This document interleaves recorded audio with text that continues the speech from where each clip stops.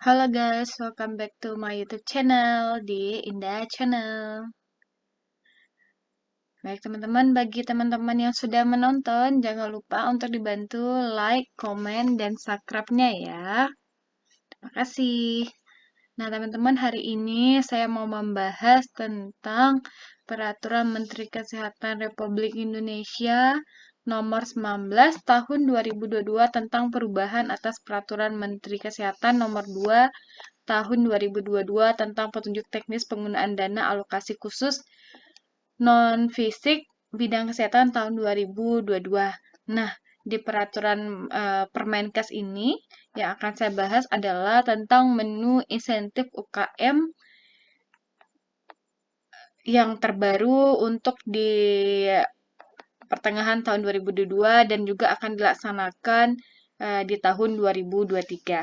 Nah, apa itu insentif UKM? Kita bahas bersama ya teman-teman ya. Yang pertama saya mau bahas terlebih dahulu. Nah, untuk perubahan menu BOK Puskesmas di tahun 2022 terjadi perubahan menu, yaitu dengan adanya penambahan salah satu menu baru yaitu insentif UKM. Nah, untuk insentif UKM ini pada tahun 2022 itu dianggarkan paling banyak 7,5% dari pagu anggaran DAK non-fisik tahun 2022 bidang kesehatan. Kemudian, nah, apa itu definisi dan sasaran insentif UKM? Insentif UKM merupakan pemberian imbalan di luar gaji bersifat material pada petugas puskesmas sebagai kompensasi atas kesediaannya untuk melakukan kegiatan UKM. Nah, semua sasarannya adalah semua petugas puskesmas yang melaksanakan UKM, baik itu ASN maupun non-ASN. Baik ASN maupun bukan ASN yang sudah ada pengangkatan atau penetapannya oleh pejabat pembina kepegawaian atau pejabat pembuat komitmen. Nah, bagaimana sih prinsip penentuan besaran insentif UKM? Untuk prinsip penentuannya yang pertama ada berbasis kinerja. Kinerja ini dinilai dari kinerja SPM, kemudian kinerja penyerapan dana BOK oleh puskesmas, kemudian kinerja masing-masing petugas puskesmas melaksanakan UKM. Dan kedua itu berdasarkan prinsip berkeadilan. Berkeadilan ini dari segi puskesmasnya yaitu terbagi dua, yaitu berdasarkan tingkat kesulitan wilayah puskesmas, kemudian berdasarkan beban kerja besar, berdasarkan jumlah penduduk. Yang kedua yaitu berdasarkan petugas puskesmasnya. Yang pertama itu bisa dinilai dari tingkat pendidikan, kemudian dari jabatan utama atau tanggung jawab utama, kemudian dari jabatan tambahan atau tanggung jawab tambahan, kemudian dari frekuensi ke lapangan, kemudian manajemen UKM. Nah, untuk prinsip keadilan tadi, nah untuk tingkat kesulitan wilayah puskesmas itu tingkatan kesulitannya terbagi dalam 4 indeks. Dari kota, desa, itu saya ulangi lagi untuk indeks kota itu 0,08, kemudian indeks kategori desa itu 0,17, indeks kategori terpencil 0,25, kemudian indeks kategori sangat terpencil 0,33. Berarti semakin sulit wilayah puskesmasnya untuk dijangkau oleh masyarakat, nilai indeksnya semakin besar. Kemudian untuk beban kerja besar berdasarkan jumlah penduduk, itu terbagi atas 5 indikator. Yang pertama 0,07 yaitu sangat rendah, kemudian 0,13 rendah, kemudian 0,20 sedang, kemudian 0,27 tinggi, kemudian 0,33 sangat tinggi. Jadi semakin besar beban kerja suatu puskesmas berdasarkan jumlah penduduk yang semakin besar, maka untuk indeksnya akan semakin besar. Nah, untuk dari petugas puskesmasnya ini, yang pertama berdasarkan tingkat pendidikan. Tingkat pendidikan itu dibagi atas 5 indikator. Yang pertama untuk poin 5 itu untuk derajat pendidikan S1, S2, S1 dan 4. Poin 4 untuk D3, poin 3 untuk D1, poin 2 untuk SLTA atau SLTP, poin 1 untuk SLTP ke bawah. Kemudian untuk jabatan utama atau tanggung jawab utama, yaitu poin 4 untuk Kepala Puskesmas, poin 3 untuk Kepala TU atau Bendahara atau PJ UKM atau PJ UKP, poin 2 untuk Koordinator Pelayanan, kemudian poin 1 untuk tidak memiliki jabatan struktural. Nah, kemudian untuk petugas puskesmas terkait jabatan tambahan atau tanggung jawab tambahan, itu poin 4 untuk 4 tugas tambahan, poin 3 untuk 3 tugas tambahan, poin 2 untuk 2 tugas tambahan, dan poin 1 untuk 1 tugas tambahan. Nah, tahapan perhitungan insentif bagi puskesmas, petugas puskesmas dalam melaksanaan UKM. Perhitungan besaran insentif UKM dilakukan oleh petugas puskesmas dalam 2 tahap. Yang pertama, menghitung besaran insentif UKM untuk puskesmas secara keseluruhan. Yang kedua, menghitung besaran insentif UKM untuk puskesmas untuk masing-masing petugas puskesmas. Cara menghitung besaran insentif UKM untuk puskesmas dengan formulasi yaitu A tambah B tambah C tambah D, di mana keterangan untuk A ini adalah insentif dasar puskesmas, yaitu perkalian dari 7,5% dengan penyerapan dana BOK. Kemudian pada bulan sebelumnya atau B1. Kemudian yang B itu adalah indeks kinerja SPM. Kemudian yang itu dikali dengan yang A. Kemudian yang C itu indeks kesulitan wilayah dikali dengan yang A tadi. Kemudian yang D adalah indeks beban kerja dikali A. Di mana catatannya untuk 7,5% ini merupakan nilai konstanta yang sudah ditetapkan atas dasar survei di sejumlah puskesmas. Nah, untuk penentuan jumlah insentif per puskesmas, itu ada terbagi dua. Total jumlah insentif itu yang pertama ada T sama dengan D tambah I, di mana T ini T adalah total jumlah insentif dan D ini adalah insentif dasar, yaitu XX% dikali serapan BOK sebelumnya. Kemudian I itu adalah total penambahan indeks, yaitu ada I1, I2, dan I3. I1 adalah indeks keterpencilan dikali D. Kemudian I2 yaitu indeks kinerja SPM dikali D. Kemudian I3 adalah indeks penduduk dikali D. Nah, total jumlah insentif UKM ini terbagi atas dua, insentif kegiatan manajemen dan insentif kegiatan lapangan. Nah, untuk insentif kegiatan manajemen ini maksimal 15% dari total jumlah insentif. Jadi kalau misalnya Pagu, total jumlah insentif yang dianggarkan adalah 100 juta, maka 15 juta atau 15%-nya adalah untuk kegiatan manajemen. Dan 85%-nya untuk insentif kegiatan lapangan. Kalau 100 juta tadi, berarti 85 juta disediakan untuk insentif kegiatan lapangan. Nah, ini penjelasannya. Pembagian besarannya adalah sebagai berikut. Yang pertama, sebesar 15% dipergunakan untuk insentif kegiatan UKM dalam gedung. Pembagian nilai rupiah yang 15% perhitungannya didasarkan pada jumlah hari melakukan kegiatan manajemen puskesmas, disebut OH atau orang hari. Dan yang kedua, sebesar 85% dipergunakan untuk insentif kegiatan di lapangan.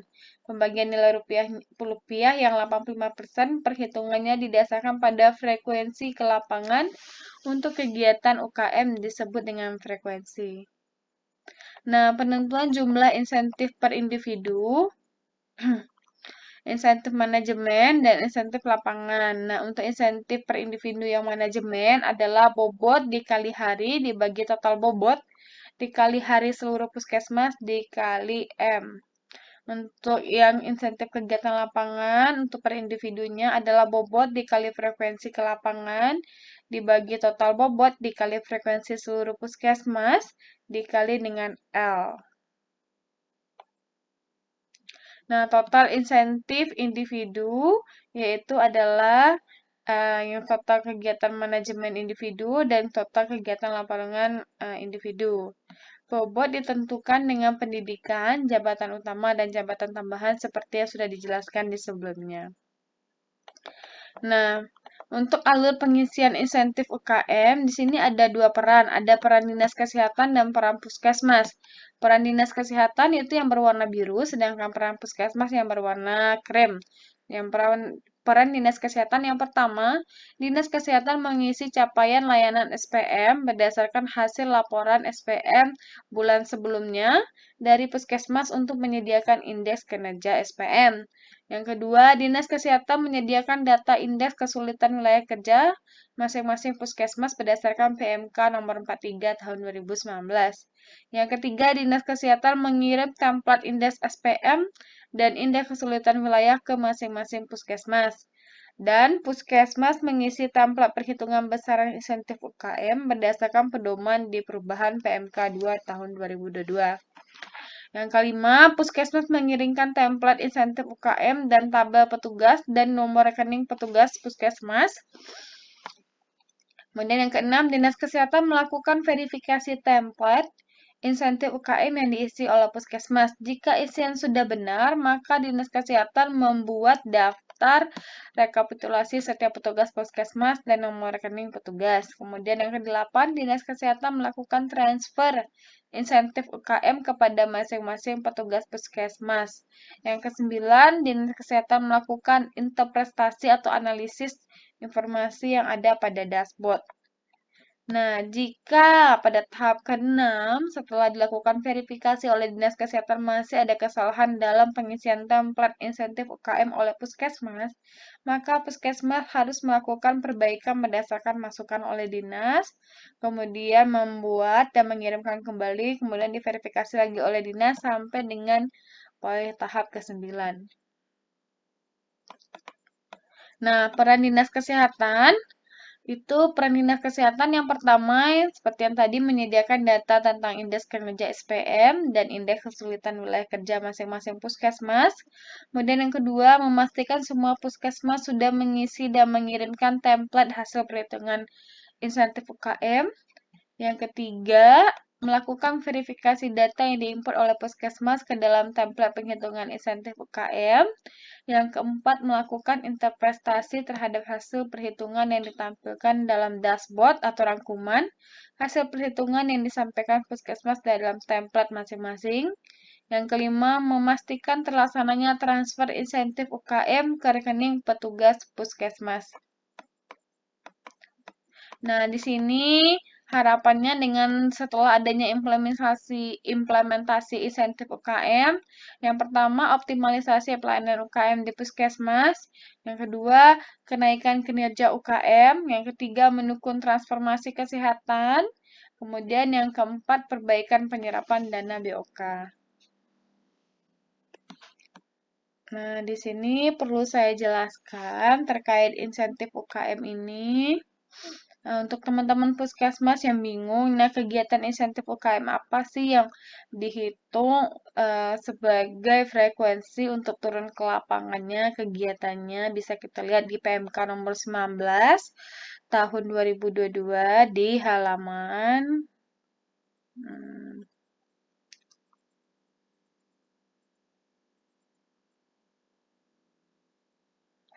sebentar.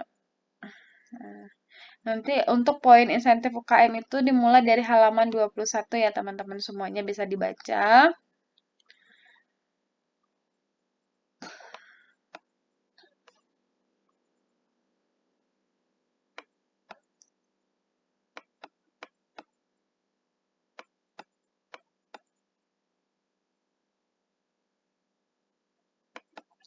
Jadi dalam pemberian insentif UKM ini tidak hanya Puskesmas yang berperan, tetapi Dinas juga turut berperan demi suksesnya menu kegiatan insentif UKM.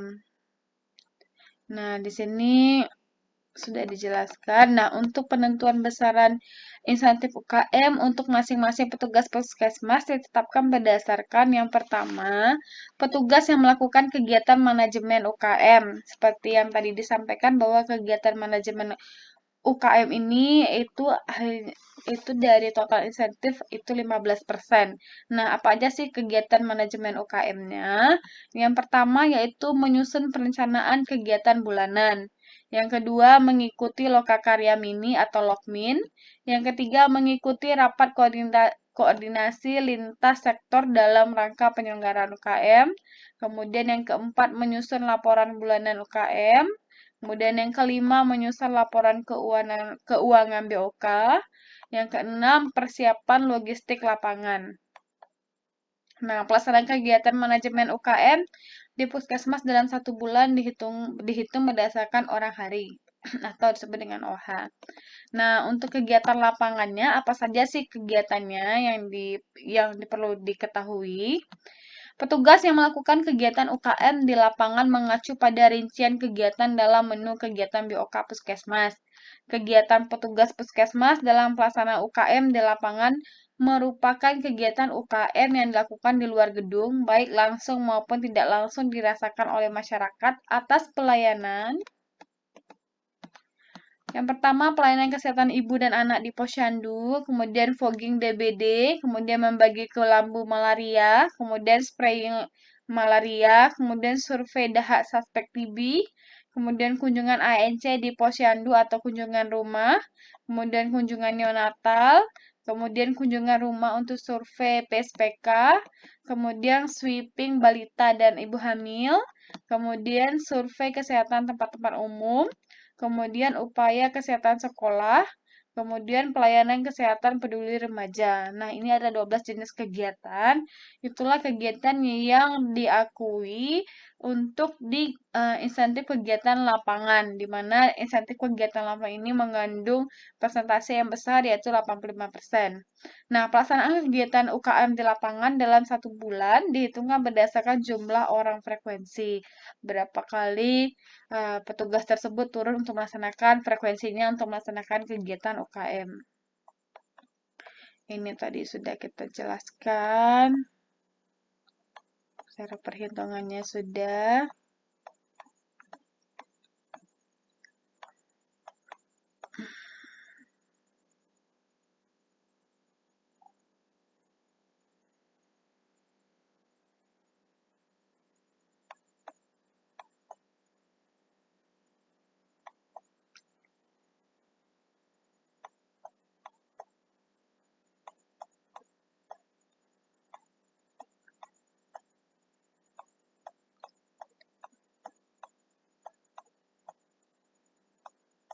Nah, teman-teman, nanti tabel yang akan diisi untuk insentif UKM ini ada 3 buah tabel.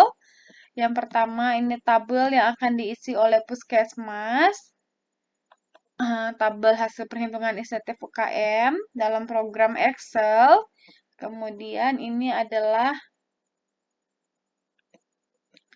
kemudian yang kedua ada tabel besaran insentif pegawai setelah diverifikasi oleh dinas. Dan satu lagi itu adalah tabel untuk indeks kinerja SPM dan indeks kesulitan wilayah kinerja Puskesmas. Nah, ini untuk tabel yang seperti saya bilang tadi, tabel indikator SPM-nya.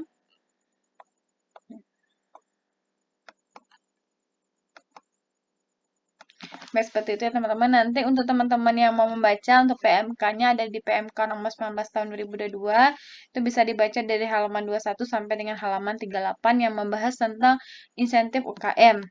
Dan yang perlu diketahui juga, untuk kode rekening belanja menu insentif UKM ini, untuk tahun 2022, dibedakan untuk yang nakes atau ASN, ada di kode rekening ini, yaitu belanja jasa pelayanan kesehatan bagi ASN. Kemudian untuk yang non-ASN-nya, ada di kode rekening belanja jasa tenaga kesehatan. Nah, teman-teman, untuk pengisian tabel insentif UKM ada 3 buah tabel yang harus kita lengkapi. Yang pertama adalah tabel atau data yang disediakan oleh Dinas Kesehatan. Yang pertama adalah indeks kinerja SPM. Nah, indeks kinerja SPM ini ada 12 indikator dari SPM, yaitu pelayanan ibu hamil, pelayanan ibu bersalin, pelayanan bayi baru lahir, pelayanan balita, pelayanan kesehatan anak usia SD, kemudian pelayanan kesehatan orang usia produktif, kemudian pelayanan kesehatan usia lanjut, pelayanan kesehatan penderita hipertensi, kemudian pelayanan kesehatan penderita diabetes mellitus, kemudian pelayanan kesehatan ODGJ berat, yang Yang ke-11, pelayanan kesehatan orang terduga tuberkulosis atau TB. Kemudian yang ke-12 adalah pelayanan kesehatan orang yang bersiko terinfeksi HIV. Nah, untuk tabel SPM ini adalah tabel yang direkap oleh Dinas Kesehatan dari pelaporan dari masing-masing puskesmas setiap bulannya. Kemudian direkap oleh dinas sehingga dapat ditarik data SPM bagi masing-masing puskesmas tersebut. Nah, data yang telah didapat dari indeks kinerja SPM ini nanti telah didapatkan, itulah telah direkap, nanti tinggal kita buat aja nama puskesmas dan indeks kinerja SPM-nya. Nanti daerah data inilah yang akan menjadi data untuk penghitungan tabel insentif UKM di puskesmas. Nah, untuk yang disediakan oleh dinas, yang pertama tadi udah indeks kinerja SPM, yang kedua adalah indeks kesulitan wilayah puskesmas. Itu ditetapkan dari kota, desa terpencil dan terpencil itu berdasarkan dengan PMK 43 tahun 2019. Ini untuk yang tabel SPM tadi. Nah, untuk P1, P2, dan P3 ini maksudnya ini puskesmas yang pertama ya, teman-teman ya. Nanti setelah diisi sesuai dengan 12 indeks kinerja SPM-nya, itu baru didapatkan angka rekapan dari puskesmas tersebut. Ini puskesmas yang pertama. Nah, kalau misalnya di suatu dinas kesehatan itu ada 20 puskesmas, berarti ada sampai P20. Nah, ketika diisi tabel indeksnya ada 20 rincian, disesuaikan dengan masing-masing puskesmas. Nah, untuk tabel kedua yaitu tabel template puskesmas untuk penghitungan insentif UKM. Nah, tabel ini nanti diisi oleh puskesmas. Nah, ini tabel yang diisi oleh puskesmas yang ini ya, teman-teman. Diisi nama puskesmas, nama kabupaten, jumlah penduduk, bulan penyerapan BOK, RPK bulan yang RPK bulannya BS bulan sebelumnya, kemudian penyerapan bulannya sebelumnya, kemudian persentase penyerapan. Nah, ini diisi tadi indeks kerja SPM-nya sesuai yang telah diberikan oleh dinas, kemudian indeks kesulitan sesuai dengan PMK 43 tahun 2019. Kemudian diisi nama petugasnya.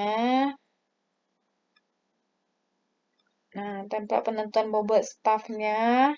Sebelum mengisi ke sini, nanti diisi dulu terlebih dahulu di sini bobot stafnya berdasarkan pendidikan, jabatan, dan apa namanya pekerjaan jabatan tambahan. Baru diisi ke sini. Nah, ini tergantung banyaknya puskesmas, ada berapa puskesmas, itu diisi masing-masing. Kemudian nanti ada dashboard dinas kesehatan. Nah, dashboard dinas ini nanti langsung terakumulasi per masing-masing nama puskesmas, jumlah penduduknya, indeks SPM, indeks kesulitan, indeks beban kerja, usulan BOK bulan sebelumnya, BOK yang terserap, persentase penyerapan, total insentif, rata-rata insentif per orang, dan rata-rata jasper kapitasi.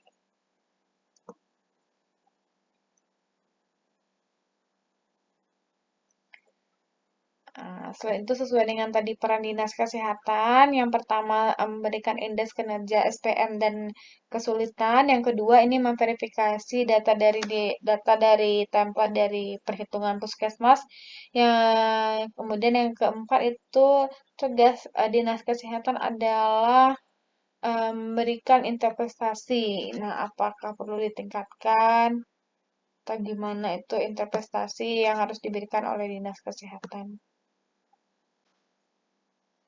Nah, untuk tabel ketiga yang harus diisi adalah tabel daftar nama besar insentif UKM dan nomor rekening petugas puskesmas. Berisi nanti nama puskesmas, kemudian nama petugas, insentifnya, kemudian kode rekening dan nama bank.